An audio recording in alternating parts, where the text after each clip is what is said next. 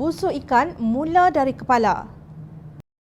Berita yang turut panas minggu ini ialah mengenai kejayaan suspek utama bergelar Datuk Seri yang disiasat berhubung kes penipuan Makau Scam dan pengubahan wang haram melarikan diri sebaik sahaja dibebaskan Suruhanjaya Pencegahan Rasuah Malaysia (SPRM).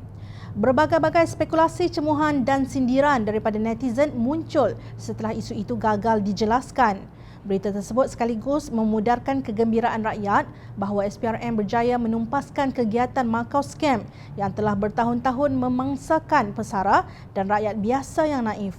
SPRM dilaporkan media turut menahan 10 individu termasuk 8 pegawai kanan Polis Diraja Malaysia. 4 pegawai kanan terbabit merupakan seorang berpangkat Assistant Commissioner, ACP, Superintendent, Deputy Superintendent dan Assistant Superintendent serta 2 anggota berpangkat Lance Corporal. Mereka bertugas di Bukit Aman dan Ibu Pejabat Kontingen Polis IPK Selangor. Timbalan Ketua Polis Negara Datuk Seri Akril Sani Abdullah Sani mengesahkan penahanan 2 pegawai kanan dari JSJ Bukit Aman yang dipercayai ada kaitan dengan pengubahan wang haram membabitkan selebriti tanah air. Lalu timbul pelbagai persoalan, adakah suspek itu Goh Leo Yong dilarikan atau dibantu pihak tertentu? Ketua Aktivis Persatuan Pengguna Islam Malaysia PPIM Datuk Nazim Johan berkata pihaknya sudah bawa kes seperti Makau Scam ini bertahun-tahun. Kita letak kepercayaan kepada penguat kuasa, tapi jika berlaku yang tidak betul, susahlah. Apatah lagi individu disyaki terbabit dengan kes berprofil tinggi, katanya seperti dipetik Harian Metro. Nazim berkata Menteri Dalam Negeri Datuk Seri Hamzah Zainuddin juga perlu memberi perhatian kepada perkara itu kerana ia boleh menjejaskan imej badan penguat kuasa yang diberi amanah besar. Kita berdepan kes penipuan ratusan juta ringgit duit rakyat Malaysia dengan pembabitan pegawai tinggi pihak berkuasa. Saya harap ada penjelasan berhubung isu ini, katanya. Suspek utama itu dikatakan berjaya meloloskan diri dengan memanjat pagar belakang bangunan SPRM di Putrajaya sebelum melarikan diri dengan sebuah kenderaan yang menunggunya di luar pagar. Memang tidak masuk akal suspek boleh melarikan diri di bangunan SPRM yang seperti kubu itu. Malah timbul berita kononnya dalam Makau Scam ini menyediakan 4 juta ringgit setiap bulan kepada pihak yang berkuasa untuk melindungi jenayah mereka.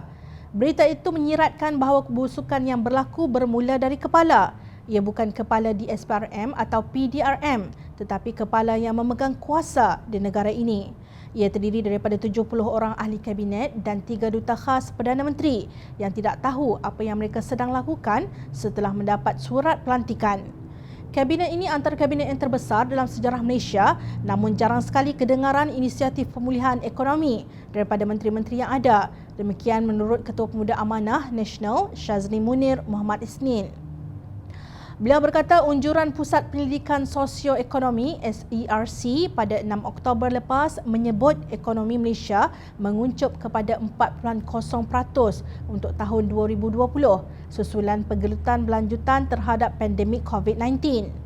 Pada mulanya beliau mengatakan keadaan terkawal, kemudian mendakwa tidak mahu bermain politik.